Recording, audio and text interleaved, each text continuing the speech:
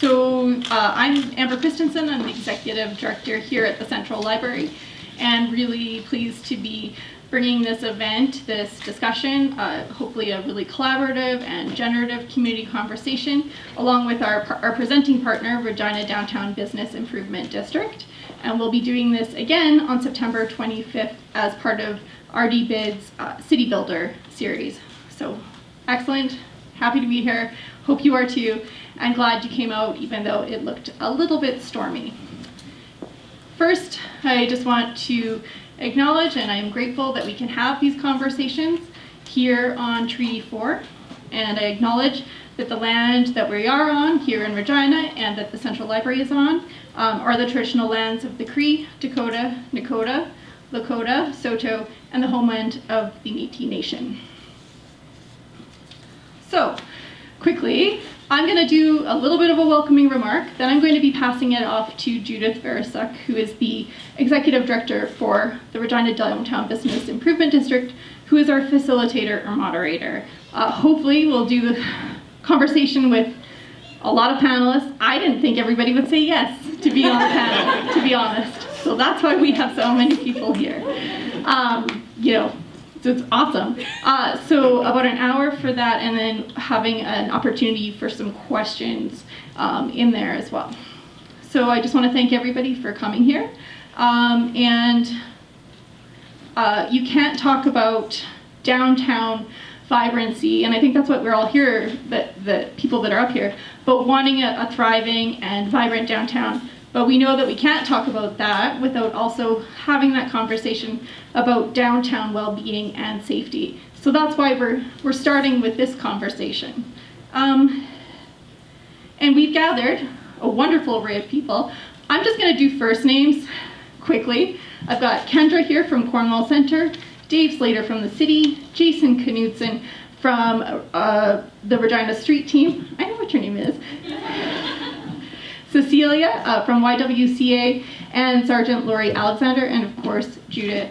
And I think that everybody that's here to have this conversation is starting from that same place, that we believe that downtown is heart of our city, can be a vibrant place, but we do recognize that there are challenges that come with that, and that there is a necessary need to have that conversation about how we address challenges, but then also how do we work together as a community, though we all have different initiatives and strategies that we employ.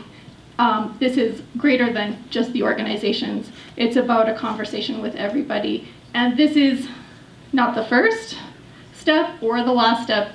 I just hope that this is in the continuum of these conversations and that we can continue to have that. So I don't know that we're going to come up with grand solutions, but conversation and dialogue, which is such an important role, and that is the role of a library, to bring people together in conversation around topics, and that's why we're so glad to have you all here. I am not on the panel. I will quickly say Central Library, of course, we are part of the greater community, things that are impacting the rest of our downtown or the rest of our city, including things that are really similar to other cities' downtowns, impact us as well. But how we respond is in many different ways. So yes, we have Family Services Regina outreach crisis workers who've been with us since 2023 that provide some direct customer incident supports.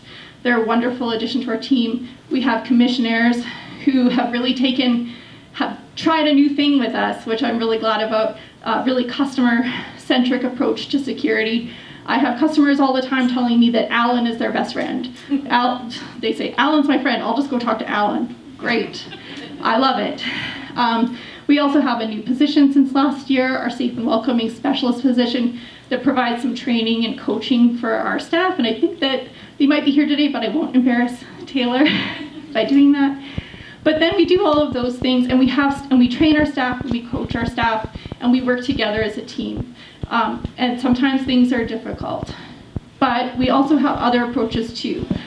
We know, and I think it's something that I've talked to many people here about, is activating downtown makes it safer. So in the last 12 months, we've had, I can't remember, at least 12,000 people come to our programs and events. So those are things like our smudging in the Commons, it's our Youth Connect program on Wednesday nights, it's the RSO, it's our partner programs with the RDBID, it's our film screenings. All of that stuff, when we're downtown and different people are coming together and finding a sense of belonging, make it safer and contribute to a vibrant downtown. So I'm not going to talk anymore about the library. I'm really excited to hear what this group has to say. And again, there'll be an opportunity for community questions. If you are shy about using your microphone, there's a few of us that will pass out some index cards and some pens, and we can gather your questions as well. So I'm going to pass it off to Judith. Thank you so much, Amber. And thank you to everyone in the audience for coming out tonight. On behalf of the panelists here, we really appreciate you taking the time to participate in these important conversations and not leaving us hanging talking to each other.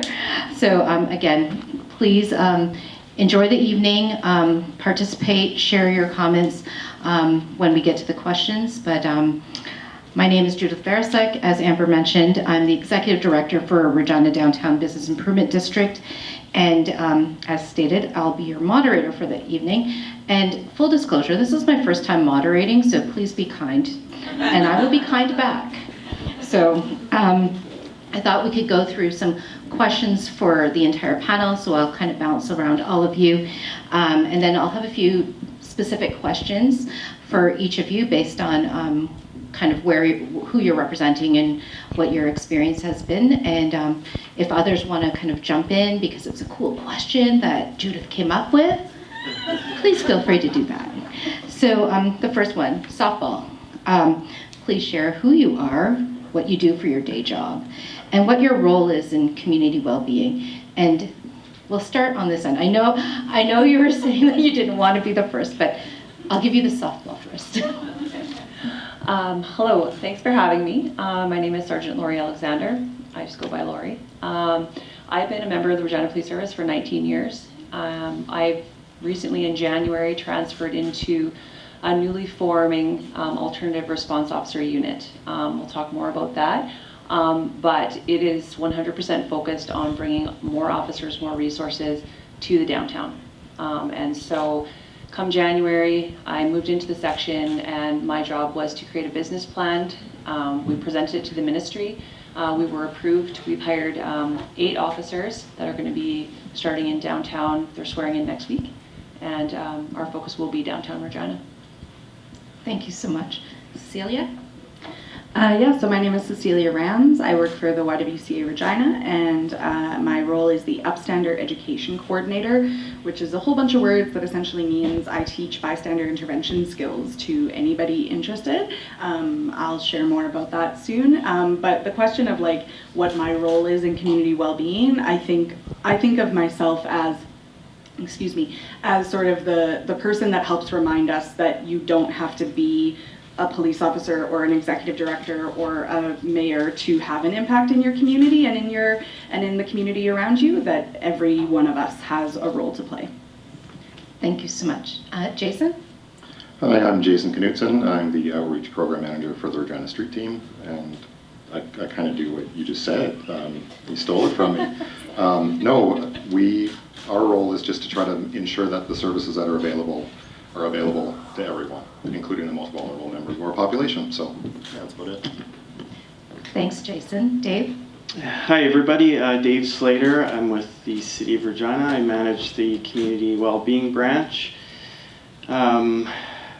which includes a number of different areas, overseeing our community safety and well-being work with respect to accessibility and inclusion within our city and public spaces.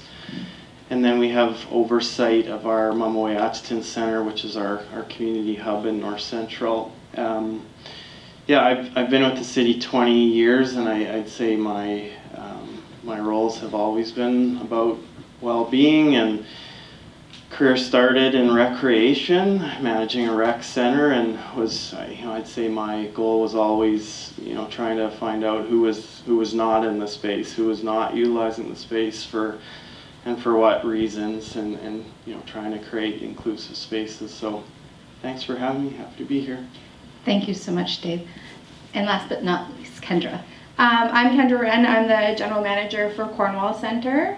And really where our role comes in is, Cornwall is at the heart of downtown. We see over 4 million people per year. I'm new kid on the block. I arrived just about 2 years ago. And when I arrived, I noticed that there was a gap between Cornwall being a building and it being involved in the community. So really taking the approach where we can get involved wherever we can and really work towards a more vibrant downtown and the well-being of our people. Thanks so much, Kendra. So we're going to go from the softball to probably a real difficult question that I'm going to ask for you to respond in kind of an elevator pitch, because this question really could take up the entire conversation. And I'm going to throw this to Jason first. What is the biggest challenge facing downtown community well-being today, and how can we as a community address that challenge? Elevator pitch. Okay, I think the biggest issue facing downtown is probably the biggest issue facing us as a nation right now, and it's polarization. And I think the only way that we're going to overcome it is to do more of this, and it's to come together and engage and see that we aren't so different and that our political leanings probably aren't as different as we might think they are. And I think if we can address that issue, we're going to start seeing a lot of other things get addressed too. Thanks, Jason. I'll piggyback right on Okay. that, if I may, because what I had written down as my response was that I see one of the biggest issues as disconnection, that we don't see the people around us and the people sharing our community space as our neighbors, as our friends, as people that we should care about their well-being as much as we care about our own and our own families. And so I think that with more, taking on that community responsibility and less of the, isolationist and individualist perspectives, I think that would, like Jason said, solve a lot of problems. Thanks so much. Laurie? Yeah, I think that what you're saying is 100% accurate, and I think we're seeing some of that, the fallout from COVID as well, because due to a lot of the isolation that went on. It certainly changed a lot of the way we policed and a lot of the issues that we were dealing with, and we're still following. The fallout from that, I think, is real. I would also say that I think from more of a policing perspective, some of the challenges we face are just responding to the needs of various vulnerable and at-risk groups. The best way to serve them, and sometimes from a policing perspective that's tough because we're guided by certain authorities and legislation, and they're not necessarily always what is best in the best interest of some of the populations we deal with. That's certainly a challenge. Don't envy you. Dave? Yeah, I would certainly say the complexity of issues, not just located in downtown, but certainly the severity and complexity, the intersection amongst, it's not just food insecurity or, addiction, substance use, domestic violence, racism. There's all these intersecting issues that our community is dealing with. As far as addressing those items, they're huge, and it's not one organization, it's not one level of government. It's certainly like collective efforts are needed. I'd say when folks come together in partnership and want to work together, things like the street team happen, and we see pretty phenomenal service supporting a center of our city. Thanks so much. I'm going to come back to that after Kendra provides. I really don't have anything to add I think it's been said, and that we all kind of face the challenges in a similar way just with our presence downtown. But I would just echo just in terms of how we as a collective unit, being people and businesses, have a responsibility to do better. Absolutely. Circling back to what Dave said, because what you alluded to, those the there are sections that kind of fall within the community well-being and safety plan, which you've been involved with since day one. Do you see progress being made on those actions that were identified in the plan, and where is additional support or focus needed to continue moving that plan forward? Yeah, thanks for the question. Certainly progress. Of course, never as fast as we would love, because we're care about the work and are passionate about it. One of the first, the CSWB, like Community Safety Wellbeing offices and plans, are sort of started more out Ontario, and folks out there really urged us when making our plan was to have a good governance structure in place, because obviously the issues are so complex, and it's of course the city managed writing the plan, but the actions and recommendations in the plan can't be just owned by the city. They're very complex. So we were urged, I guess, by other municipalities across Canada, you really need an office or a backbone sort of structure to really pull groups together and pull different levels of government together. So Community Social Impact Regina was a nonprofit created, so that was sort of a first step in the plan. We've seen success in other areas. We were able to solidify $500,000 for harm reduction funding, which I think is more important now than ever, being able to allocate that specific of funding to groups in the city. An action in the plan was very much focused on establishing street teams and street outreach teams. So that's a pretty historic program for Regina, and so we're proud to help with that as well. As far as what else is needed, man, we have a lot of really great nonprofit organizations, and we can't fund them enough. We wish more funding.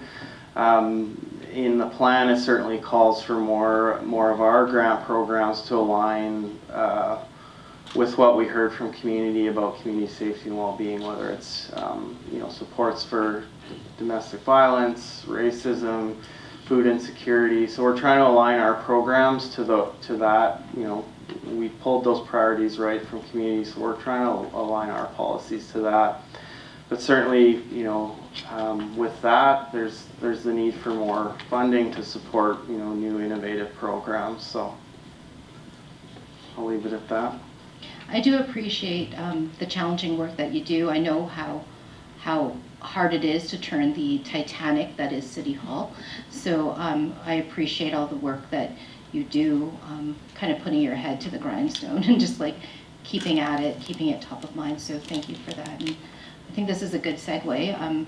How Dave and I met was through the development of the community support program, which has now evolved into the street team, which Jason and his team member Rob head up. So Jason, tell us more about the street team, what its purpose is, and what do you do on the daily basis? Okay, so we were formed out of the same process that developed the plan.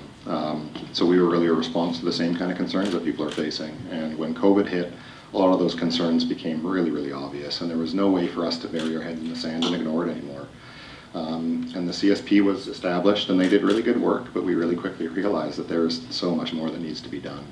And one of the biggest things that we could do right now was starting to help people navigate the system that already exists.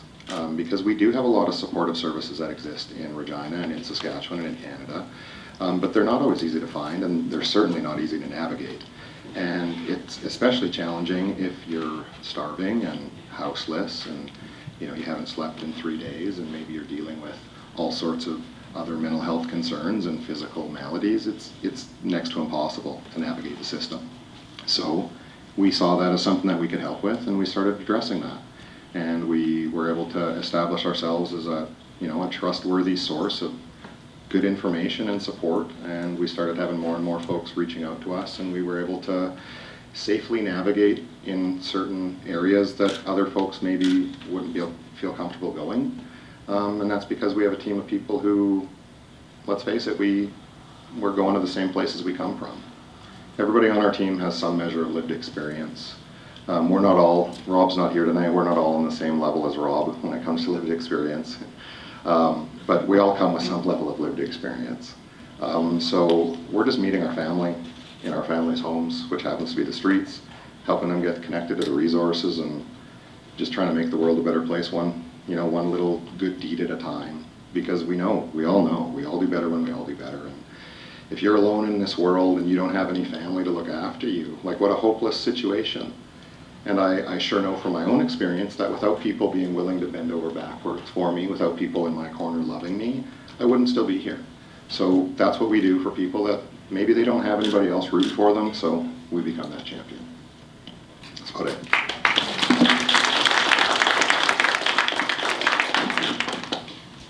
Thanks, Jason. Cecilia, when we did our introductions, I think you were kind of talking about the correlation between what you both do, and for you, like, share a little bit more about the training you do and the role that you play at the YW, and how important is that for the businesses, the employees, the community, to know what you do and to engage in what you do. Thanks, Judith. Yeah, and that was really well said, Jason, so thank you. So my role is the Upstander Education Coordinator, which is, of course, a made-up job title. But it essentially, we took the word bystander, and we're trying to give people the skills and information to stand up instead of standing by. So my position is funded through the Women and Gender Equity Department of the federal government. So specifically with the mission and vision of the YWCA being around gender-based violence and supporting women and families. My workshops center around gender-based violence, why it's an issue for everyone across society, and what we can do about it. And I teach concrete, simple bystander intervention strategies.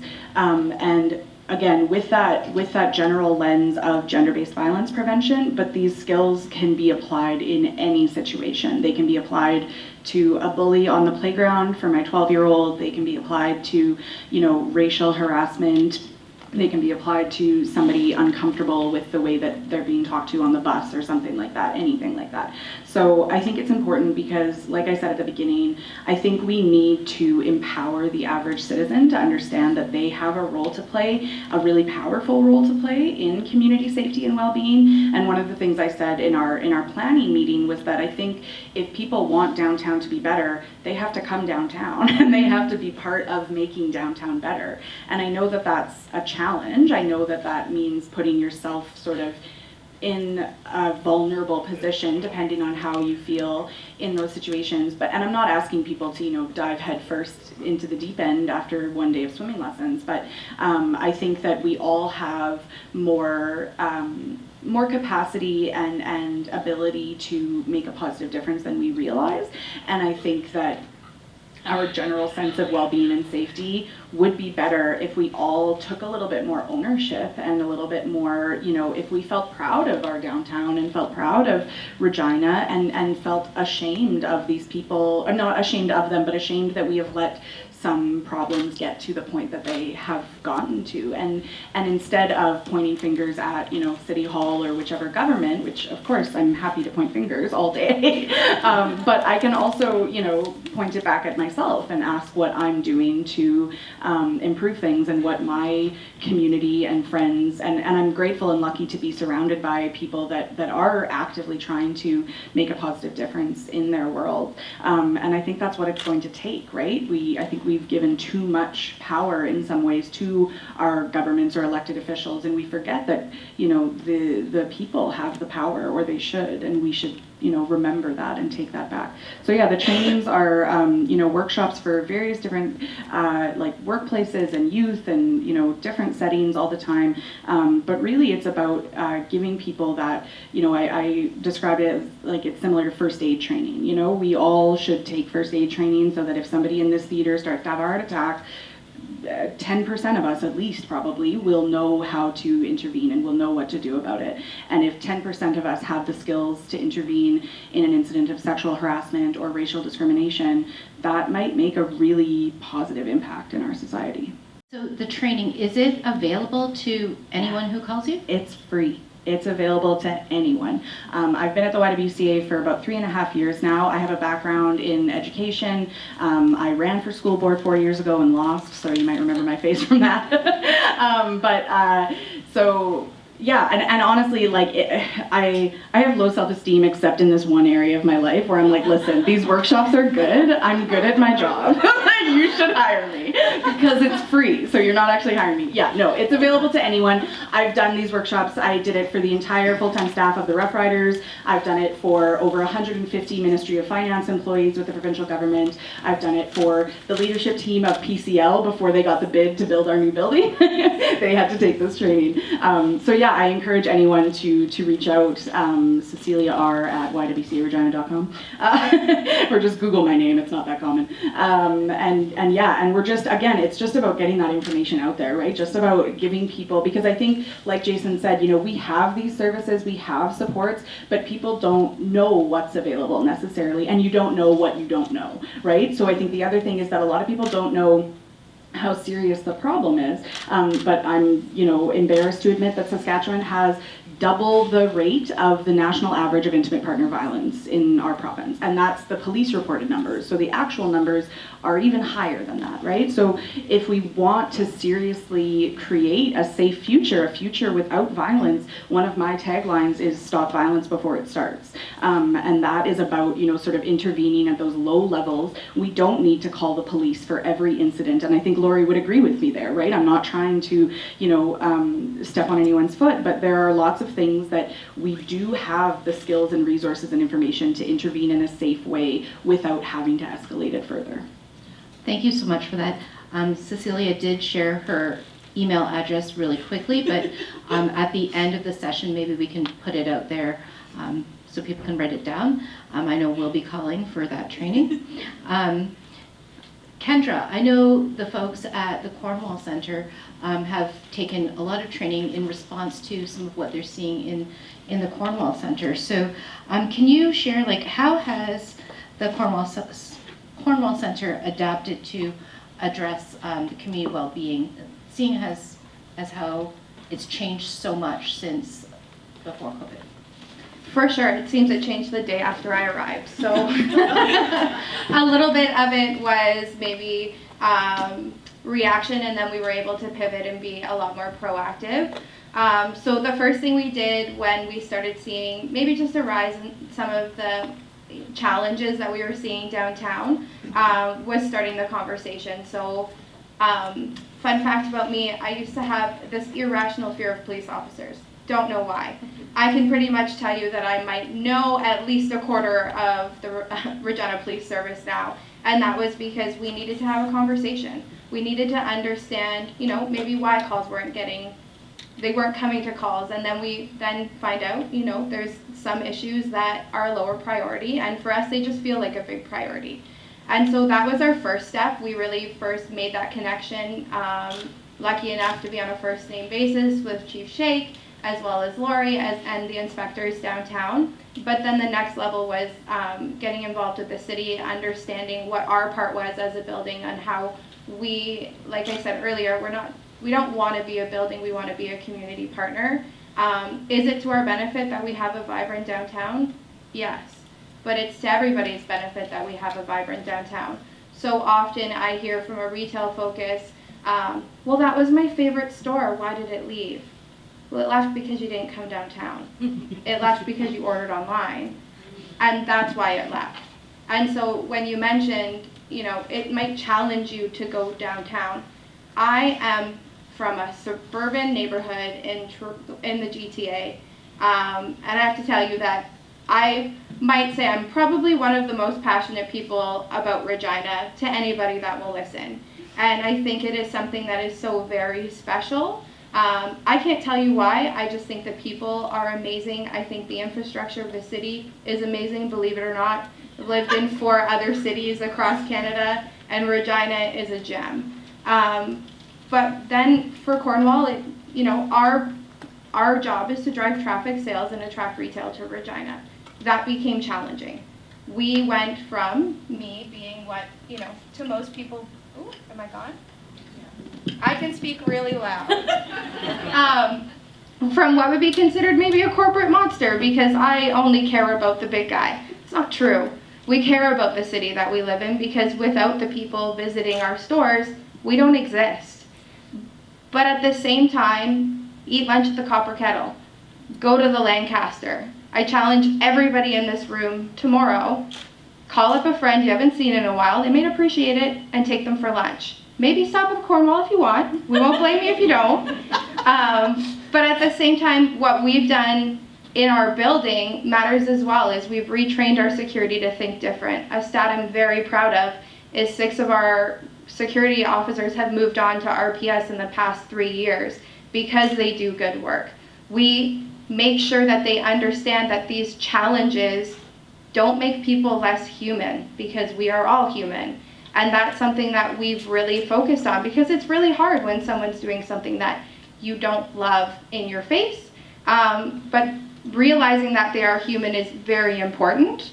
And then over and above that, just investing in our building to make sure that it is safe for our shoppers. We'll be enclosing our parkades so that, the nighttime experience is a little bit different. And just cleaning up our building so that it is a beautiful place to shop and a representation of what we see for downtown Regina. And then on the fun side is we were able to create a really cool program called Cornwall Cares, where we challenge our administrative and management team to get out into the community. We've done downtown cleanups, we've raised money for the food bank. So we really just look at ways that we can give back, get out into Victoria Park on National Indigenous Peoples Day, and just really at least show our face in the community, because we can't say we're a partner if we're sitting at our desk and, putting in the financials. It's too about being seen. And experience 2 years ago, I remember walking into a room and saying to my marketing manager, please don't leave me. Went to that same event the next year and she's like, where did you go? It's like, well, I was just talking to everybody. So it's just advocating for what I think is a really, really important gem in our city. And I've traveled to a few cities, major cities in the past couple of months. They have challenges as well, but the one thing that they have over us is after 6 p.m., their cities have vibrancy because they have events and they have things. And I don't mean an event center, that would be great, but it could be a folk festival, it could be Sweet Escapes this weekend. It's all of those things that I think are what we're missing on the positive side of things to give, Kendra, who lives in Harbor Landing, a reason to come downtown. Thank you for that. As an expat myself, I'm also from out east. Regina truly is a gem. I love living here. My mom always asks, when are you coming back to Windsor? And I'm like, no, I'm probably going to end up retiring out here. I can handle the weather, so we're good. But thank you for that. And I guess over to you, Laurie. You're about to launch the Alternative Response Officers Program. You had touched on it a little bit, but can you share more about the program and what is your measure of success? What is your intended impact on downtown? Yeah, so the Alternative Response Officer Program really came as an ask from the downtown community. There was some challenges we're facing downtown and some increasing crime stats, and not unlike other areas of the city, but the ask was there. And Saskatoon actually has the program. They've had it for going on about 10 years now, a little less than that, and they've had some really good success there. So we decided to pilot the program off of Saskatoon's success, and really the nuts and bolts of the program is looking at policing now. It's becoming very expensive. And so it's a tiered policing model. We've hired special constables, which have very much the same training as full sworn members. They don't carry a firearm, they don't carry a CEW like a taser. They have all the rest of the tools required, and a lot of the training is the same. But their role is a little bit different in the sense that they are positioned in downtown Regina in Market Square in the Cornwall Centre District. Excuse me.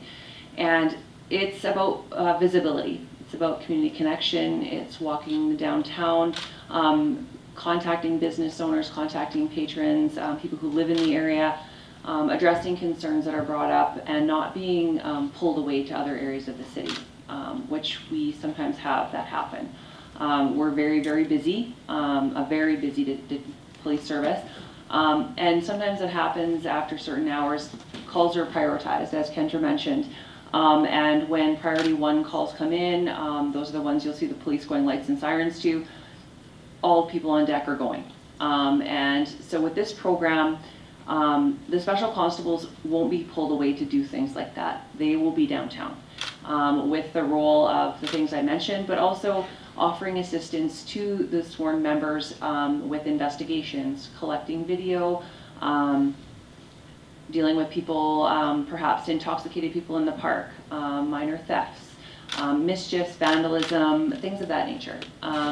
They could be doing transports. They'll be supporting the complex needs shelter that just opened. There's a number of things that they'll be doing. And the hope is with the increased visibility, it will help to increase the perception of public safety and as well as decrease the reports that we have of crime. We know that a lot of the stuff that happens downtown with businesses is not necessarily reported. So we're going to work hard with the RDBID to determine what's not being reported and how can we better address them. It doesn't always have to come through the communication center. It'll be more of a direct line of contact. So. That's wonderful. And I know you had mentioned to me that they'll be out on the street right after the Thanksgiving. So we're looking forward to that.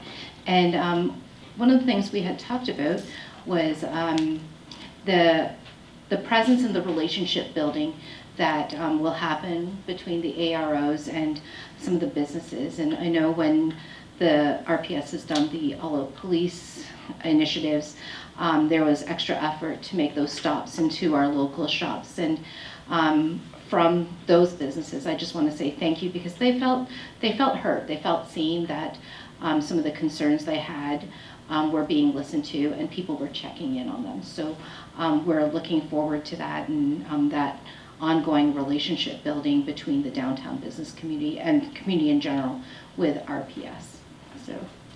So this question is for all of you. Our community has talked about catalyst projects in the context of large-scale capital projects, and I know it was a hot button topic for a long time, but I would argue that there are a number of what I call social catalyst projects, projects like that address core need, that support our community members. These are projects like the Kegashkidanoa. I butchered that. Kegashkidanoa. I need to listen to that a little bit more. I practice it all day at work. This is the new YWCA Center. We have the BMO Asach Chai Kai YK Mek Food Hub. I'm going to get better as days go on. Look at me. And the Regina Street Team. So there's these wonderful projects that are going on that are addressing needs that have been identified either by community or through the community well-being plan.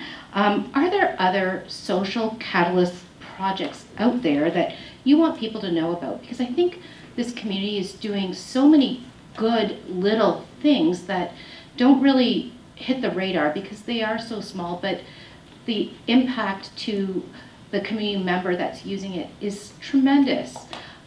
Is there anything that you've heard about, that you know about, that you want everyone in this audience to learn more about? And I'll start with you, Cecilia. The first thing that comes to mind is I know that there is a group of people that provide meals and support for anyone in need on Sundays at Pepsi Park, which is outside of the downtown core, but it's near sort of North Heritage area, which is an area that has a lot of folks experiencing challenges and in vulnerable situations. And so there's a restaurant in the Heritage neighborhood called the Hampton Hub, and they provide a bunch of free food, and there are people there with, clothing donations and toys and food. And I know that with the municipal elections coming up, there have been even some, candidates there asking what concerns should we be, bringing forward as we're building our campaigns and as we're, making the case for what we can offer to our communities. And I really love seeing stuff like that because I think those folks aren't, they're not necessarily in this room, or they're not always in these rooms, and they're not always the ones that are getting the phone calls of, what do you want to see from your city hall, from your mayor, from your school board trustees. And again, they deserve to be included in those conversations, right? They are a part of our community. And so again, I think it's a really neat thing when you see these grassroots movements of folks just saying, hey, it seems like there's a lot of people who are hungry, and on Sunday there's not a lot of services available in this neighborhood. There's not a lot going on.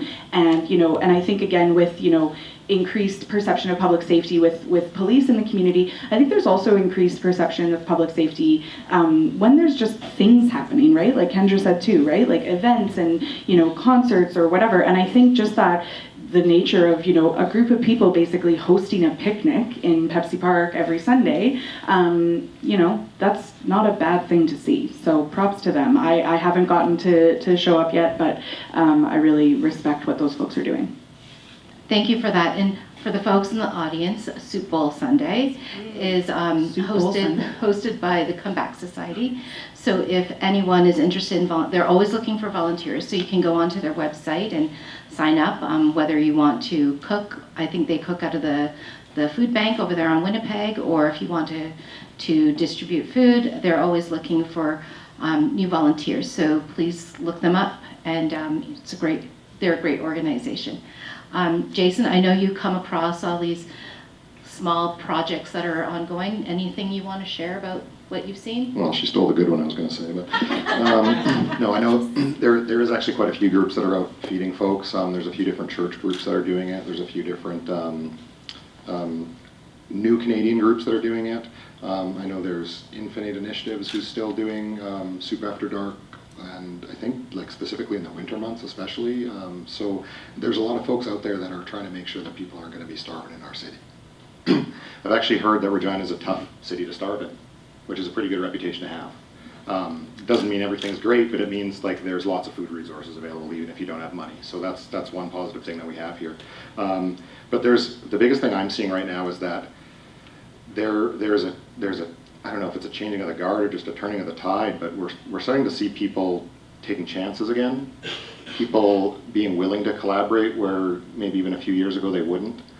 I think people are overcoming their fear of the funding restrictions or the competition that used to be there between different CBOs, in part because of good planning and Dave's plan. Not just Dave's plan, but it's a good plan, I love it. But organizations like CSIR actually having a measure of success and people buying in and seeing that, wait a minute, if we actually work together, we're all going to be able to accomplish our goals. We're actually going to move the direction we want to move. So we have groups that maybe didn't collaborate so effectively before that are collaborating, including groups in the government. That's always a good thing. But even just different agencies, like I'll say a place I used to work, Branch Airlow, is willing to send out some of their therapists with the street team because they know that it can have an impact and it's beneficial for them to get some training in a different environment. It's beneficial for us to have access to therapists who are willing to come and meet with folks in their home environment. And a lot of folks that I used to work with, or when they were young, are now adults that are having a hard time. And there's a bunch of different groups that understand that we need to be involved in folks' lives for a long time. We can't make a commitment to somebody when they're 9 or 10 and then just give up on them when they turn 16 or when they turn 18. And we're starting to see that. So Regina is developing a continuum of care for each other, which is amazing, so that we're not just alone and isolated. If you have health concerns or you have mental health concerns or anything, there will be a team of people who can help you. And I'm not just talking about my team. I'm talking about a team of doctors. I'm talking about a team of police officers. I'm talking about going to the Y. It's amazing what is happening in Regina. It's a lot of people coming together. Is it perfect? No. Will there be roadblocks and challenges ahead of us? Absolutely. But I am not an optimistic person by any means, and all I see around me is good indicators. And it honestly kind of scares me a bit, because I'm just waiting. Where's that other shoe? Like, something's going to happen, but so far so good. So, yeah. All right, canary in the coal mine. All right, Dave, your role allows you to engage with a lot of smaller CBOs, a lot of grassroots organizations. What are some gems that you've seen come across your desk? Yeah, thanks. It's an extremely rewarding role that I get to be in, and that my team especially gets to work a lot, more intimately, more closer with smaller nonprofits, organizations than I do these days. But I've been there and have had the pleasure of being in grant meetings and discussing funding allocations and learning about hundreds of different programs and services in our city, and being able to recommend funding, and it's a pleasure to get to do that.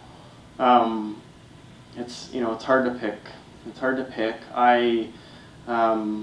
You mentioned the street team, or else I would have spoke about them all night. But there's a really cool program that happens at Scott Collegiate and Mumway-Atherton called the Growing Young Movers program. It's a nonprofit, Growing Young Movers Incorporated. Really awesome website, really interactive. Essentially, program started out as an after-school program at Kitchener School, 1 day a week. Hiring people going to school. So it hired Scott Collegiate youth to run the after-school program. So you're getting paid to be there and work with the little ones in the community. It's great. We saw it as an opportunity to put into a city facility to be like a standard after-school program. So they're at Mumway-Atherton now, Monday to Friday, and they've continue to hire, like close to 100 students within that space who get paid after school to be there, and they've also have a memorandum with the school as well, and the students are also getting credit to be there as well. So they're getting credit and leadership development, and they're coming in and they're creating this really inclusive space for kiddos in the community. It's a fantastic program that some of the initial data that they've shared with us is, folks who have gone through that program, it's around 80% graduation rate as well, and they continue to hire more and more, and of course, require more funding to do that. But it's I would recommend folks to go and just sort of watch and be in that space, and it's fantastic. I always love talking about it. Thanks for sharing that. It's always good to hear the metrics. I think there's been the requirement to show the data. It seems to be more of a priority now than what I've seen in the past. So being able to throw out, 80% graduation rate is, very compelling, I think. So thank you for sharing that. Kendra, is there anything you want to share? I don't know if it falls in the category, but our friends down here at the library do a wonderful job of their programming. I think I've spent a lot of time with Amber.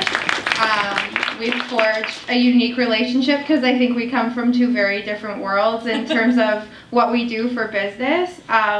But I've had the pleasure of sitting down and having conversations, and I feel like pivot is a word that Amber uses and does well. When a challenge comes up, there's a new program in like a day, and it's nailed. And so I think that's one of the things that, maybe I didn't know, And maybe someone else in this room, I mean, you're here, so you probably do know, but tell somebody about it because they do great programming, and I think that's, especially for our youth, a place where engaging without any kind of bias is just super important. Is there anything that you're aware of that you want to share? Not to put you on the spot. I think as far as, not so much as community funded, but the government just opened the complex needs shelter, which for us is just another resource to take people who are suffering from addictions or struggling over in Pioneer Village to get them into a secure facility to then hopefully get into more long-term treatment. And I mean, it's just bridging, it's another resource to bridge the gap, which we've seen in our line of work. There's been some challenges there with just facility space, or just urgency. We have the brief detox unit, but it was always full or it got full very quickly. And so just the additional resources there are very promising for us. Thanks so much. And you know, before we move on to the next, I will share my 2 gems. I got to know some of these folks through, I guess, a data analysis project I was taking, go figure. But the community, the Queen City Wellness Pharmacy, Coffee with Kokum, the food distribution, just doing amazing work there with such little funding. So donations, please. They're over there, 11th and Broad. And the folks over at, I think it's Al Ritchie, clothing donations, food distribution, community fridge there. Again, making that dime turn into $10. So there's a lot of groups out there that have become masters at really spreading that dollar that they get to make it go far. And I think when they build these relationships, it goes even farther because there's a lot of value in kind, lots of layering that can happen to make sure that their reach goes as far as possible. So the challenge to all of you is to kind of look up these organizations, see where there's alignment with what you want to do, what your core values are, and volunteer, donate, provide support. I think provide clothing donations, food donations. That's great. Everyone has that old dress or pair of pants that you don't wear anymore. They get a second life at those clothing donations. So I think we all have something to offer. So thanks for that. Cecilia, the day is getting closer to the grand opening of the new YWCA. Can you share some of the highlights of this space and what are you most excited about? Me personally, I'm excited for windows in my office because I currently work in a basement. But for the organization as a whole and the center, so yeah, the Kegashki Tanoa Center, which I made it sound easy, but I practice a lot, which is a Cree word that means the place we all succeed. And so it is known as the Center for Women and Families, and there won't be a big YWCA sign at the front because it is intended to be a community hub, and we are partnering with organizations like All Nations Hope Network, Mobile Crisis. So in terms of the things I'm most excited about and the highlights, we have a beautiful healing lodge that I am just honored and so excited that we are able to offer that.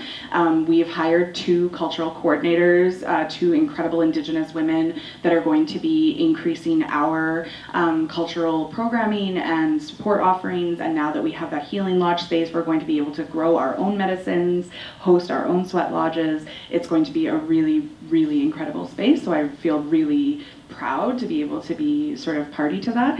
And then the other thing that I'm really excited about is we were lucky enough to receive one of the integrated youth services hub spots. So this is a partnership with the John Howard Society, and there will be hubs across Saskatchewan in rural and urban communities, but we got the urban one. We beat out Saskatoon, heck yeah. And so it's called Home Base, and it's a youth hub that's for youth by youth, and it's intended, it will have health services, mental health services, programming for youth, sort of intended in the same way as the whole Center for Women and Families intended to be be a sort of wraparound, holistic way, like we've all said, you know, these people, people have complex needs, and it's not easy for us to, okay, well, you have to go here to do this, and you have to go there to do that, and you have to go here to do this, and oh yeah, transit only runs once an hour on Sundays, so like, good luck. And so instead, having, you know, a hub, a spot with extended hours and with staffing that can, you know, bring all of those things into one place. I got an email that we're gonna have bomber jackets. I'm really excited about that. So yeah, I think those two parts of the new center, along with just, you know, the old building is from like, I think 1970 we moved into that building, and it was built for a purpose much different than the one it is currently serving, right? I took swimming lessons at that YWCA, and now my office is in the old locker room. So, you know, that's just an example. But yeah, I think our purpose and our vision has changed so much in the last 50 years because it is community driven. And so I'm really excited to see the way that is reflected in the new center. And when is your grand opening? I don't have a date yet, so I won't, you know, get anybody's hopes up, but it should be, I believe November is grand opening to the public. But we do have like daycares and folks starting to move in as early as September, like as early as next week. So that's very exciting. I am moving at the end of September, and there is a countdown on my calendar. Congratulations, and I'm so happy you have a window. Natural light goes a long way to mental health. So, yeah. What about my well-being? You know, you got to put your the mask on first. So yes, the window. Jason, you've been with the Regina Street Team program since 2022. You've seen the gamut. What's changed with what you're seeing in our community? How has the program evolved to respond to that? And what do you see as some of the outcomes that you're most proud of for the team? Sure. I mean, for me, there's been so many changes, but for us, it's always been focusing on being as agile as possible, and just, it's asking ourselves, like, if not me, then who? And it's a legitimate question. It's not just, oh, I'm going to do everything. It's like, okay, well, who should be doing this? Are they doing it? Can they do it? No? Then I guess it is us, right? Because if we don't do something, then who will?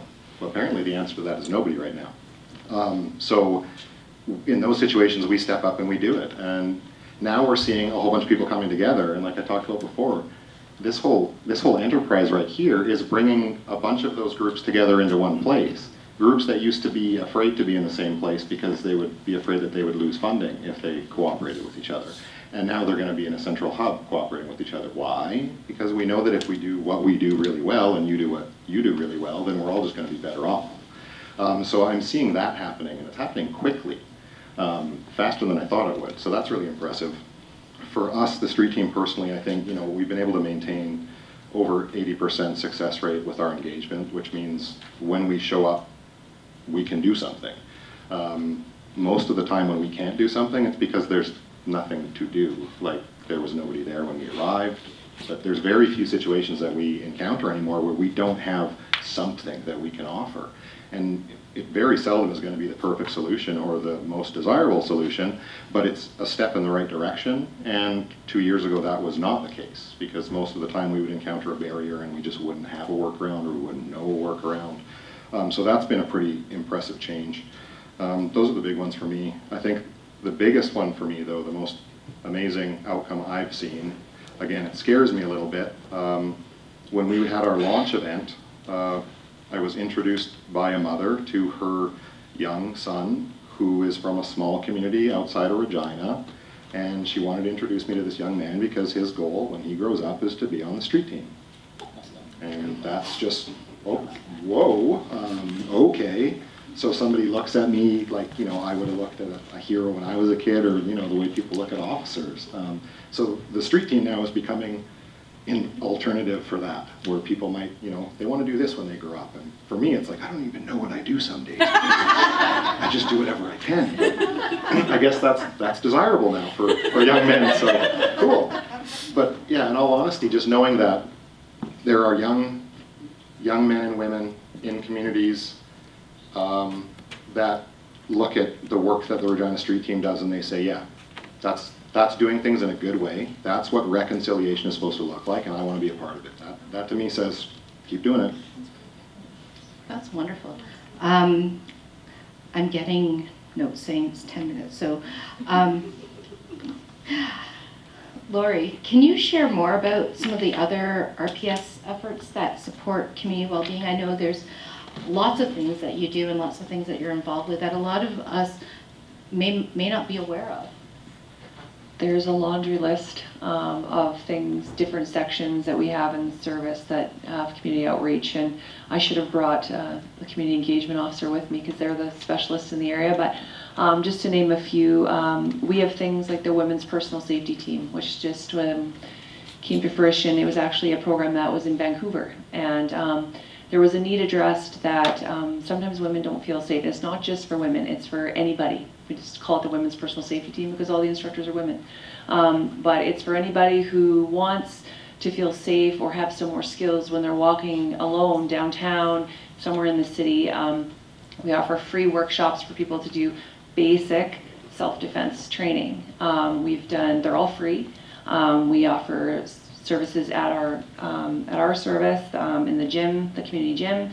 We've gone out to the university. We've taught people as old as in their 70s. We've taught people who are without home just to feel safe on the streets. And so that's one program that I'm involved with personally as a defensive tactics instructor.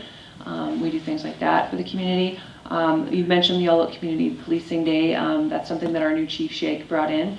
It's every month we have a day where basically 90% of the service is out in the community, which is different from a typical day because we have patrol officers always out in the community, but we have a number of different sections. There's investigative sections. I used to work in child abuse. There's the child abuse section. On these days, once a month, everybody's out in the community. They're assigned different tasks. It's community engagement, and it's flooding a different area to just really do outreach work and connect with the community. We have Copsicle, where we have police officers downtown who are downtown in all the parks in the summer handing out popsicles, engaging with youth and people in the parks. We do Coffee with a Cop.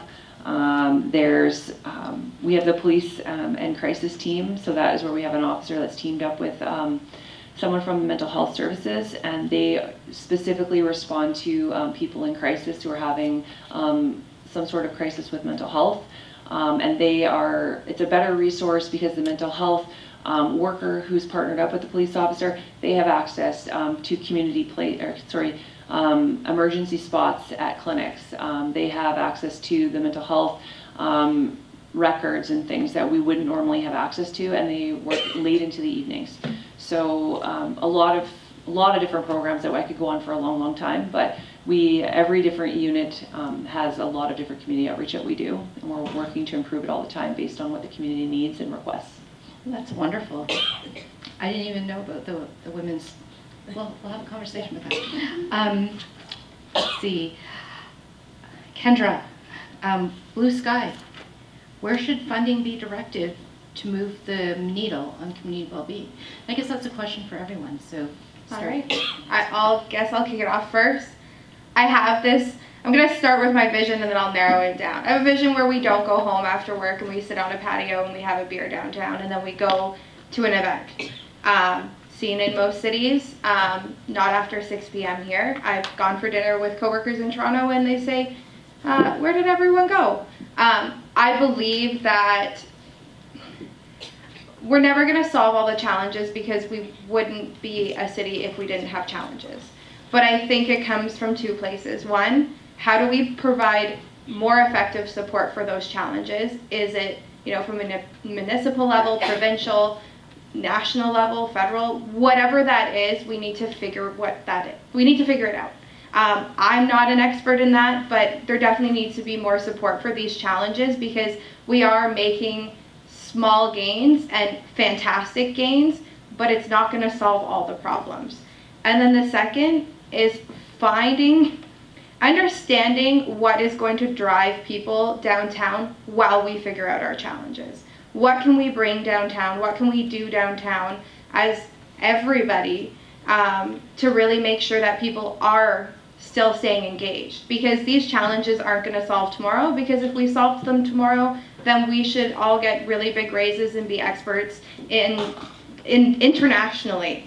But the thing is these challenges won't solve overnight. So what can we do to make little parts? But as change makers, what can we do to bring people to the downtown to create that vibrancy? We can all live cohesively. We've seen it happen in cities across Canada. So what little changes can we make to create a little bit more cohesion? So that is my long way around of saying we need to bring more people downtown with events, but also find effective support for people who face challenges. So we're going to continue building the plane while we're in the air. Got it. Yeah. Easy peasy. Well, because if we don't, Yeah. then we're just going to neglect what we have, and what we have is amazing. You're absolutely right. And I say that, jokingly, because that's what I feel like I'm doing every day. We're, It's like the moving Every the day. couch Yeah. down the stairs. Yeah. Pivot! Yes, we're around that age. Dave, since COVID, the City of Regina has significantly invested in community well-being. Can you share some of your highlights? I know you have a growing team. You mentioned a few wins before, but what are things that you want the community to know that the city's doing that might be really under the radar, that are maybe on the cusp of going live, that you can share with us preemptively? Yeah, I super proud of the team that I get to work alongside. There's like really great projects that we're all super proud of right now. Council just endorsed an accessibility plan, which is like pretty historic for Regina. Like, it's very common in municipalities across Canada, across the world, to have these plans that are focused on all things accessibility, customer service, built environment, hiring practices, navigation, wayfinding, and roadways. It's very much focused on all the things, and it's has some big goals, big aspirations in the plan. The great thing about it, it's 100% from community, like great consultation went into it, and actions in there from community. We have a 2S LGBTQ action plan, also led by our social inclusion team. It's really about ensuring that our spaces at the city are inclusive. It's about policy, it's about funding, hiring practices. Our rec centers, public facilities should be inclusive. Those are both public plans. They're fantastic, and again, like as a result of great consultation and conversation in community. We have a project at Mumway-Axton right now that we're really the team's really excited about as a result of some federal dollars. Building Safer Communities project, it's called. Really the federal program focused on addressing gang violence, guns, crime prevention essentially. We invested, after consultation with nonprofits and youth, we heard about the need for more activation within our space at Mumway-Axton, transportation needs, just the need to have more safe space dedicated to youth, more jobs, overnight safe space. So we're excited to be taking action on that plan, and we've invested initial dollars at Mumway-Axton, increased funding for the Growing Young Movers, and they've increased their programming in the evening and weekends. Regina Treaty Status Indian Services will be moving into Mumway-Axton to provide sort of a wraparound Indigenous first support service, so they'll be available to youth in community and going to school at Scott Collegiate. And then we'll be, very soon, we'll be putting out a request for proposals for a nonprofit to operate a safe space for youth, an overnight safe space. So that'll be funding coming from that federal grant program as well. So that nonprofits can expect that here within the next month or so. So we're really excited about that program. Of course, things have changed for us. We're much more at the table on emergency shelters, warming space. Our team is very much part of discussions around cold weather strategy, extreme weather strategy, working with nonprofits to stand up warming space. And of course, the emergency shelter work has been a lot as well, but we've been able to work with some great partners there in Ritzis and the province as well to fund some more spaces. So those are a few of the projects we've been working on that I think the team's the most proud of right now. Thank you for sharing that. I think sometimes when you're looking at media, it's always what's not being done. So I'm glad that you had an opportunity to kind of share some of the great work that you guys and your team are doing. And like I said before, City Hall really is the Titanic, so they're probably the last one to kind of turn that corner. But it seems like you really are trying to move that needle. So thank you for all the work that you and your team do. And I just want to say too, I really appreciate the investment that the municipality made in the ceremonial space out at Tor Hill.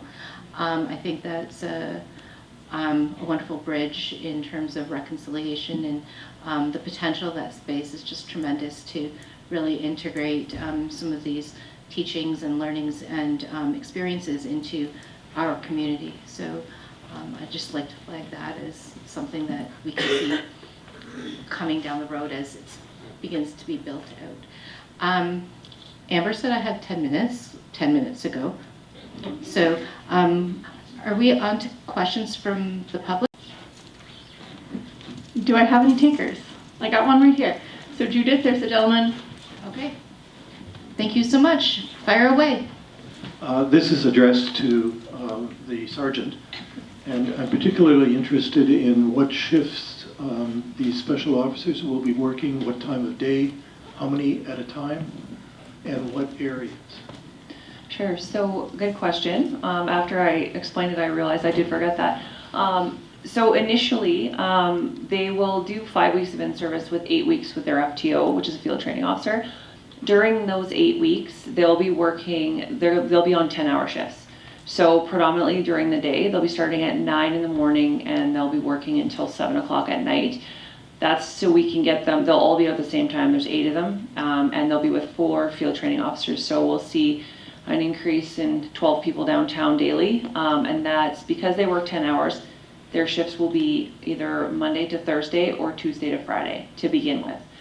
That said, our chief is very committed to 7-day coverage, and so we're looking right now in the new year of pulling more resources downtown to provide 7-day coverage.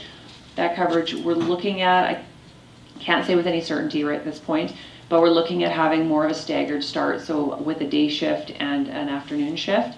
Looking at the day shift being about the same, that 9 to 7, for the reason being is for the businesses downtown, and then the afternoon shift is looking at, we're bouncing around the ideas right now of they would start or sometime around noon and probably go till around 10 p.m. Keeping in mind that the park bylaws are till 11, so we actually have a meeting next week to discuss the shifting more thoroughly. But I can tell you with somewhat certainty that we will have 7-day coverage very soon. That the chief is very adamant of that. But it will not be through the night. We don't have the resources to go through the night. I did run some data when I got into the position. Just looking at the downtown, right now it's for downtown. It's for Market Square, it's for around the Cornwall Center. There is a possibility that will extend into the cathedral area in time. There's been a lot of requests already for us to extend up into McDonald's on Albert and Dewdney and up into the warehouse district. We're not going there yet. We're starting downtown and going to gauge what the success looks like. But we will not go through the night because of the mandate of the AROs. They don't have a firearm, they don't have a CW, and what we've known is more of our violent offenses are happening late at night, and they're not equipped to deal with some of those. We still have regular patrol officers working through the night, but the focus is going to be predominantly during the day to start, and then eventually into the evenings till about 10 or 11 o'clock at night, 7 days a week. Thank you so much for that question. Are there any others? Okay, I'm gonna go 1, 2, 3, and 4 at the front, so. Yeah. Hi, thank you. This is Carla. This is actually going to ask on the same topic. So what I'm curious about as a person with PTSD, is the clothing, is the uniform any different for the purpose of targeting people? Yeah, so that's a good question. When I developed the program, it stems from the community safety officer program that runs through Prince Albert with the government. So there's a lot of community safety officers, say out in like Edenwold and other places in the province. There are requirements around that through legislation. So they will have uniforms, but they'll be different than ours, and that was some of the mandate. They wear the same pants, they won't have a red stripe. They wear the same vests, but their shirts will be gray, and they'll say Special Constable. Everything on them will say Special Constable. The vehicles are different. They say Special Constable down the side. They still have the Regina Police logo to insinuate that they are within our organization. They're employed by the Regina Police Service, but there is some pretty clear differentiation between the two. So you should be able to, you will notice the difference. They'll have gray shirts on. The only time I would say it might be a little difficult is during the winter months when they're wearing jackets, but they should still be wearing, their hats won't have a red stripe on them. Ball caps should say Special Constable on the back, and their jackets should say Special Constable or Community Safety Officer on the back.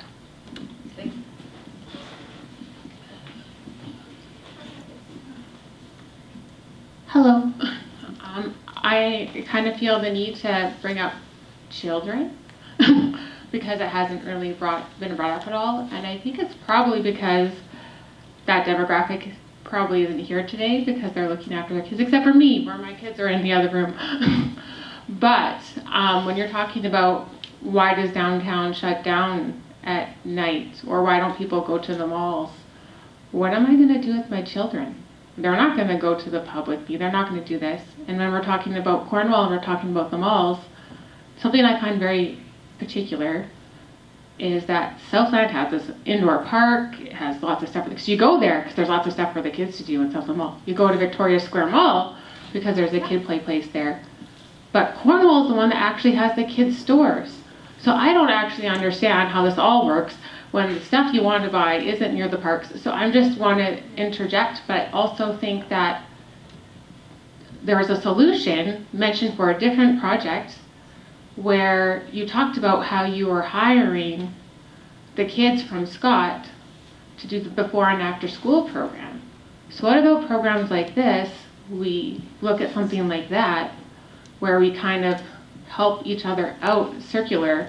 You can like engage to help support like these events. Like I did call ahead and everything, but I did bring a person here to look after my kids, but how great, it would have been so much easier, or I could go to more of these if there was some people in that children's library next door. Like, and I'm privileged that I was able to bring someone with me today. And so I think when we're talking about this whole, what happens with these programs, why people are not here, we're missing a little bit of the story. That's why on a different day or a different event, even though I care so much about this, I wouldn't be here. It's so difficult to manage all that. And I also wanted to mention, you had a great community outreach event last week to the police. You you came and you talked to all of the 5-year-olds who are starting kindergarten last week. I really have to give props to that. The police service came out, all the kids going to kindergarten learned how to take the bus, they learned how to cross the road, they learned about speed limits, they quizzed the parents on the price of the tickets of the speed limits. They got all the parents of all these 5-year-olds and said, how much does it cost to go if you park in a accessible parking spot? That's the most expensive ticket. And like, you did a real good job of that and safety, and it was wonderful. Thanks for that question. Does anyone want to tackle it, or? Can I jump in for a sec, Kendra? Yeah. I know that child friendliness is a thing that Regina in general is actually kind of struggling with. Like I'm also a mother. My kids are home alone. I was joking with Laurie before. I was like, I told them they could only call me if the house was on fire, not if they just want another snack. But that's a privilege as well. I have a 12-year-old, so she is responsible enough to be home alone. I think that there are people working towards more child friendliness and more, child inclusion. And I think it's part of a lot of wider issues. It's something that we talk about at the YWCA quite often because it often ends up being a women's issue. Not always, but often women and mothers are the ones who are the primary caregivers, the ones who are responsible for finding childcare options, and also often the ones who are engaged in these kinds of community issues and conversations where they need childcare and where childcare should be available. So I just want to say that I think that is a totally valid question and concern. I do know that there are researchers at the University of Regina that are doing projects and stuff around creating more of a child-friendly atmosphere. But I also think that is another case of sort of if you build it, they will come. And so somebody has to take that initiative. And I'm not saying that has to be you. I'm not saying that that's me or Kendra or any of us necessarily. But the idea, and we heard that the library is always happy to sort of, try new programs or start new things. And I think that it really does kind of come back to the community, because even when we're all talking up here about, well, this is what we heard from the community, this is why we made this choice, or this is why we're leading with this program, because this is what the community has asked for. And so I think if you care about, child friendliness and child inclusion and more childcare options, speak up, do that. Talk to your elected representatives, talk about how Saskatchewan still doesn't have enough childcare spaces, even for the 9-to-5 stuff. And it doesn't have to be one of us to start something like that. It can be anybody. Yeah, I mean, you said exactly kind of how I feel. I think I understand the need for it, absolutely. With a busy building that does a lot of foot traffic, it would be finding the right provider who could provide that service. Because for us, safety is also very important in terms of the busyness. We would never want, something to go the way that it shouldn't go. So for us, as if an operator came to us and had the need to want to be involved in that, that's the route that we would go. Whether it's an existing store that gets renovated. I saw one in Londonderry and Edmonton where there was actually a childcare facility in there, and it was basically like dreamland for kids, where they could go and play, and they had supervisors, but there would have to be the need for that, just for the extra added safety concern, of course, that comes with lots of people walking through the doors at one time. But I think your concern or your ideas are noted, and I think I saw my own staff kind of taking notes on that, and I really appreciate you bringing it up, because when it doesn't get brought up, then it doesn't get addressed. So I'm sure Dave's probably taking notes for himself for future. If he isn't, he should be. So next, we have one more question here. Hi, Judith, you mentioned earlier about the importance of metrics, and I wondered, do you have examples of metrics that you're tracking, and how do you know that measuring and tracking those things is telling us that well-being in our community is improving? Dave, do you want to talk a little bit about CSERS, what they're doing there, or highlight? I mean, I can also talk about that, but you might have some. Yeah, I was gonna. There's another neat program, and Jay, you'll be able to speak about the street team and the data there. There's another really neat program that the rec area at the city is offering. it's called Inclusion Support Program, and it's essentially it's a well-being program looking at enhancing like pro-social recreation opportunities for folks with disabilities, and it essentially offers a one-to-one sort of support program for individuals, and also the development of a sort of a person-centered plan to assist that individual, that child, with their recreation experience. I think historically we've missed the mark on ensuring that children and folks as they age with disabilities can attend recreation or pro-social activities. So I think there's a really unique data set there that that the city will be collecting around increased access in recreation spaces, especially a segment of the community who has historically been segregated, marginalized, and hasn't had the opportunity to have those fully inclusive well-being opportunities. So it's another program I like to speak about, especially from a data perspective, that I think is going to show a picture of how recreation opportunities are increasing, and how folks who historically haven't been able to be in these spaces are able to access them in a more sort of accessible manner. Hope that was okay for a... Jason, do you want to talk a little bit about that? I know you Sure. collect a lot of data, so. Yeah, I mean, it's a challenge in this line of work to collect data, because there are some things that it's not numerical. We're talking about qualitative and quantitative. Qualitative data can be challenging, and how do you know you're doing a good job if you never get to hear from a person again? That can be challenging. But we track as much as we can. And the biggest one for us is we're now using a developmental model. So we have an evaluator that works closely with us, and they're looking at the data that we're inputting. They're helping inform our decision making so that we can make sure that we're collecting the cleanest, best data we possibly can, that we're not missing anything, but it also isn't burdensome, because nobody wants to spend their whole day recording data, especially when you're trying to help people through difficult situations. So we're tracking a lot of things, but part of what he's helping us do is he's helping us paint a picture of the work that we're doing. He's helping us establish some of that other qualitative stuff, and the only way we can really do that is by engaging with the people. It's about that end user experience. So I know I did a good job when you, the person I'm working with, tells me I did a good job, and I know I did a good job when in 2 weeks you still say I did a good job.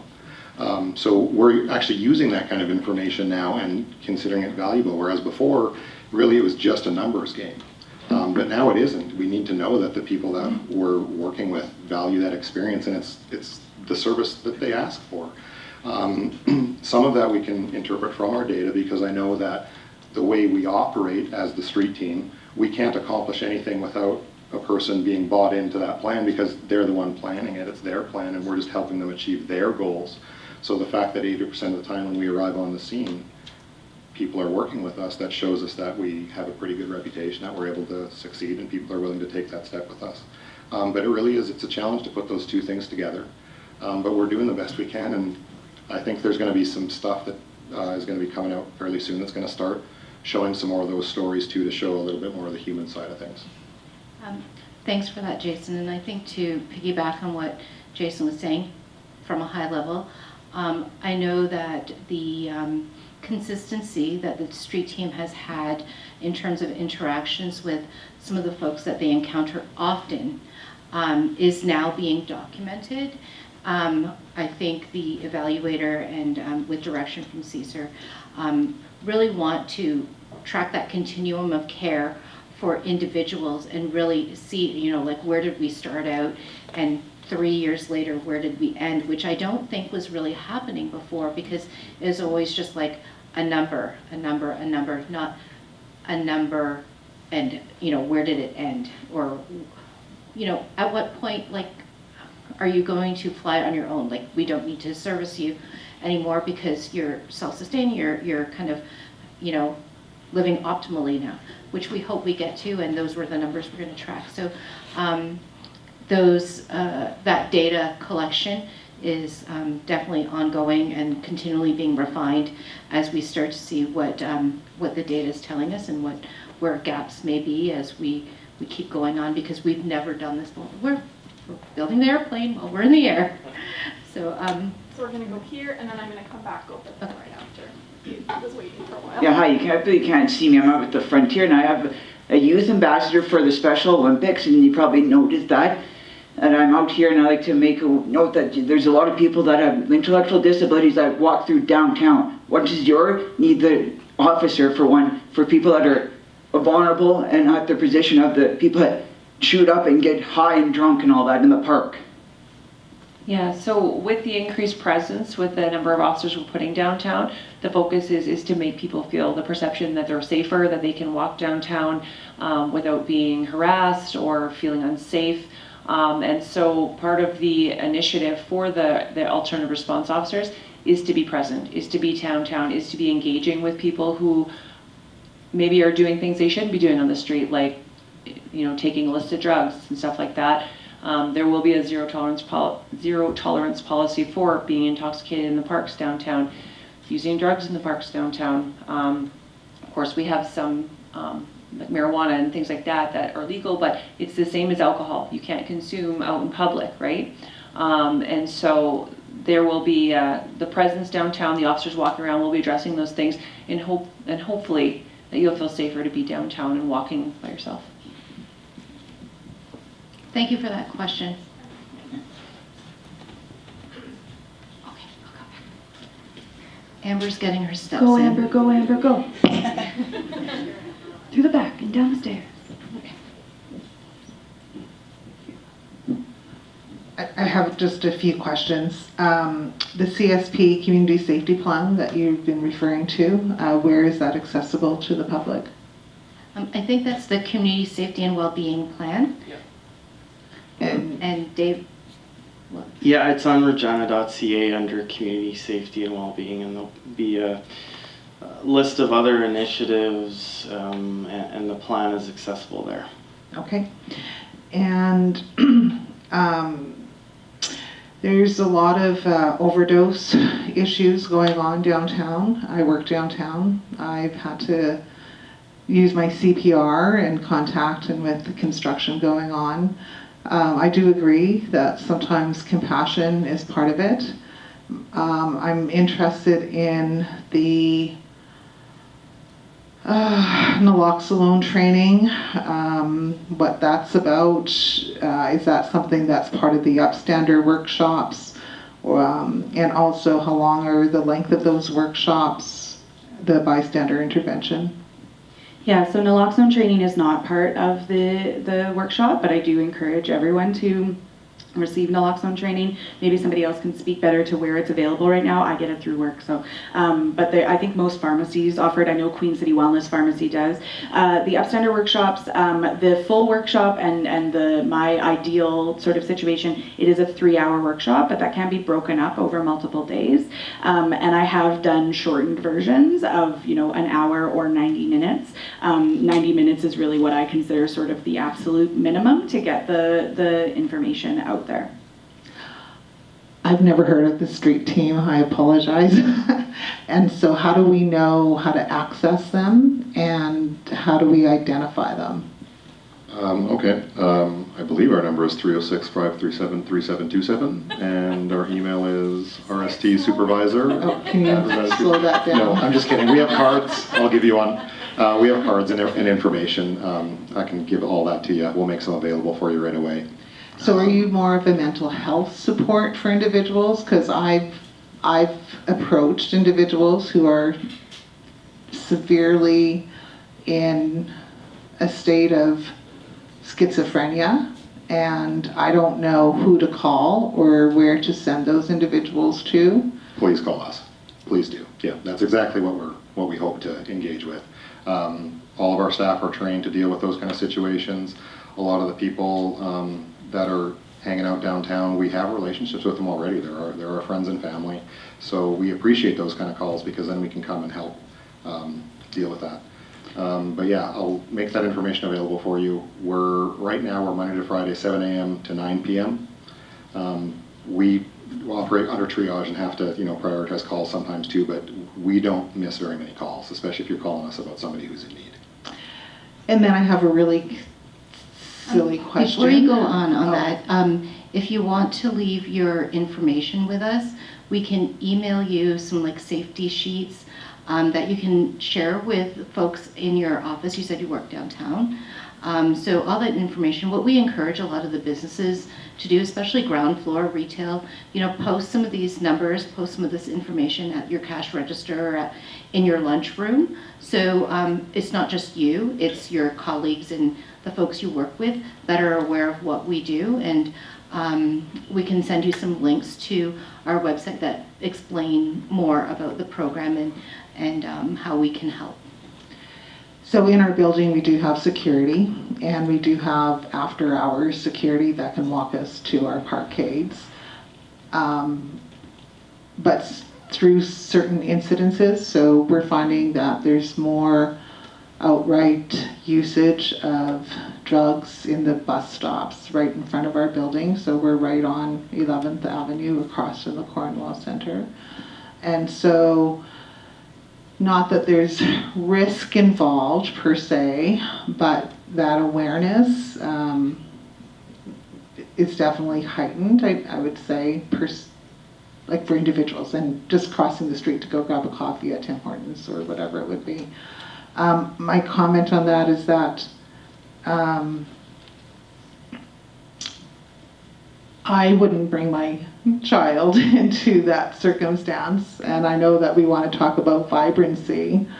I've been to after-hour events in the Cornwall Center, as women entrepreneurs, and I don't feel safe leaving the Cornwall at 7 p.m. at night, walking by myself, and that's the reality. And I've sat on Saskatchewan police commissions, I've taken awareness training, but at the end of the day, that's a personal safety thing, and I was a little bit affronted by the comments that we need to be more compassionate and that we as individuals need to, because we don't know what people have been through. Nobody knows my story, nobody needs to know my story, but there's personal reasons that I do not feel safe.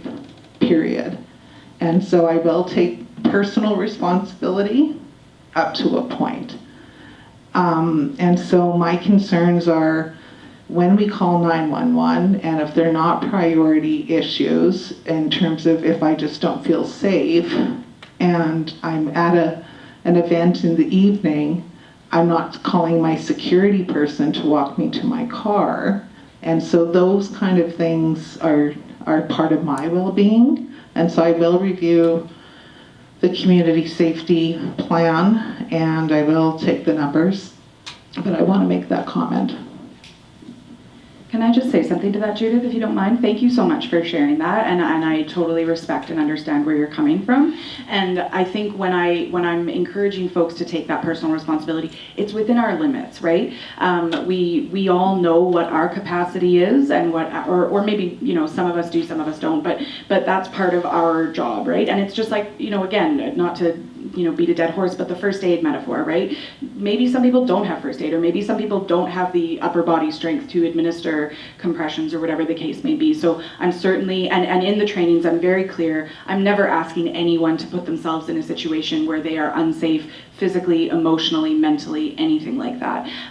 But instead, I'm encouraging folks to, find some granularity of, am I unsafe or am I uncomfortable? And that is a different answer for every single person.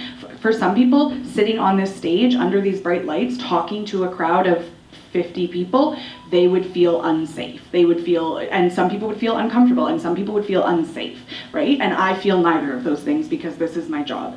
So, I think, thank you for bringing that up. The only other thing I want to say is that I understand the concern of safety out in the public, but sometimes I think we forget that from my perspective of gender-based violence and the data that I work with every single day, the vast majority of incidences of gender-based violence, including sexualized violence, intimate partner violence, it's happening from somebody that you already know. 85% of sexual assaults are occurring from the perpetrator is somebody that is known to the victim.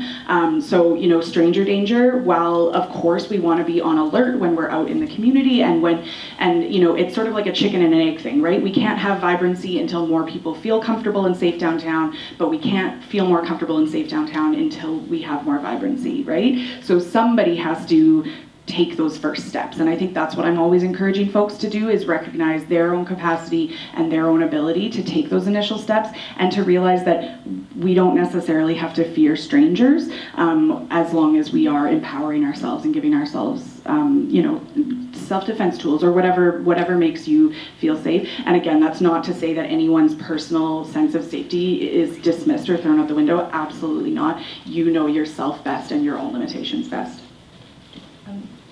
And I will just add, more so from your experience standpoint, I'd love for you to take my business card and provide me with suggestions on what would have made your experience different. Because for me, I can't change what's happening around me, but I can certainly change how things are handled in my building, and that's important to me. And I don't know if it was shared to maybe one of my team and never got to my desk, but those things are important to myself, and they're important to the team that I manage. So my question is, with kids at the YW and in schools in different areas of the city, are we training kids in CPR and in self-defense, and also seniors? I know a lot of seniors have been attacked downtown, and are we going into seniors' facilities and teaching them, what to do when they're walking and that sort of thing? So I can't speak. I don't teach self-defense, and I don't know what's being taught in schools or with seniors. But I think that's a great idea. Yeah, I can speak to. We do teach some self-defense through our school resource officer program. Some of the officers will go into some of the the physical education classes, or they're on a sign-up basis and they do some basic self-defense similar to the women's personal safety team. But that's only in a secondary school, like in the high school level. I can't comment on. We certainly don't offer first aid training to the public, so I can't comment on that. But we wouldn't be offering any self-defense to anyone under the high school age, so grade 9 or below. Grade 9 is where it starts. The other thing, I had a daycare for 10 years, and I taught all my kids how to contact 911 and stuff if there was violence in the home, or if they were in an emergency situation, because many of them were from single parent homes. Is that something that's taught in the schools? I think there's still lots of conversations around teaching kids who the safe people in their communities are. And I know even for myself, even in some of the other programming I run at the Y that's less focused on violence prevention, but we do, after school programming and day camps and stuff about, empowerment and leadership skills and things like that. And what we always, I do this with basically every single young person that I encounter in my work. We come up with a safety plan. We come up with who are the safe adults in your life. So maybe that's mom and dad, maybe it's an aunt and uncle, maybe it's a teacher or whomever. Who are the safe adults that you can talk to about anything, or if you're scared, you can call. Where are the safe places in your house? Where are the places in your community? Is there a library nearby? What is the hours of that library? Is there a corner? So anyways, all that's to say, those conversations are definitely happening, and I know, speaking just as a parent, my kids are going into grades 2 and 7, and they have it sort of every year. And they attend a community school, so there's lots of there's lots of conversations happening with young people about how to keep themselves safe. I can say too that our school resource officer program, they do have those safety conversations with all ages. Teachers typically request them to come in. I was also a school resource officer at one point. I've worked in a lot of different areas. And part of that our portfolio is going in and speaking. I used to speak to daycares that were in the schools. That was actually probably the funnest class to be in, because the kids are amazing. But we would go in and speak with them about who's safe in your life, if you need help, who do you call, who can you call, who can you talk to if you feel unsafe, and then again, that transfers over into the child abuse section too. We go out and we do some presentations and talk to kids, typically the ones that have had not so great things happen to them, but again, safety planning. Who's someone safe in your life that you can talk to? How do you access them? What are the resources that you have in your life? So it's tangible for them. Okay, we've got one last question. We're at 8:45. I don't want to limit the conversation, but library closes. But my children will burn my 9 house down if I don't get home soon. This is for the sergeant again, and I'm particularly interested in the special constables. I was assaulted in Victoria Park last year. I was walking through in the daylight, and I was saved by a police officer because I started to yell, and he was at the other end of the park, and he ran up and cuffed this individual. Will these special constables have the power to arrest and be able to cuff individuals? Yes, they will. Yeah, they will. They will receive a portion of our defensive tactics training, not all of it, because when you go through police college, it's 21 weeks in length. Their training is 5. But we do have defensive tactics. It's about 40 hours of the 5 weeks. They do have the authorities under the criminal code. They have a long list of authorities, but they do have the power to place people under arrest, to detain them if appropriate. And if they see a crime in progress, they have the ability to stop them and make an arrest and request backup if needed. And will they carry police radios? Yes, they will. They're dispatched the same way the police are, but they'll also have cell phones as well for the business community or people in the community to contact them. But if needed, if there's something going on downtown, they come upon it, they can radio it in, they can request backup for any officers in the area, and if something is going on and it's dispatched, they can attend as well. Okay, thank you very much. So we're coming to the end of our evening. Thank you again for coming out. I think this was a much needed conversation, and I think the questions that came out, I think reflected kind of what we're all feeling. And does anyone want to kind of have a final say, or no? Okay, that's fine. Amber? I just wanted to thank everybody who came out tonight and joined us for the conversation here at the library, and also to thank all of our panelists for taking this time to share what they're doing, share their ideas. It's not always fun to sit on a stage in front of everybody, so I really appreciate it. And also again on September 25th here at RPL Film Theatre at 7 p.m. we will be having the Regina Downtown Business Improvement District City Builders Local Edition.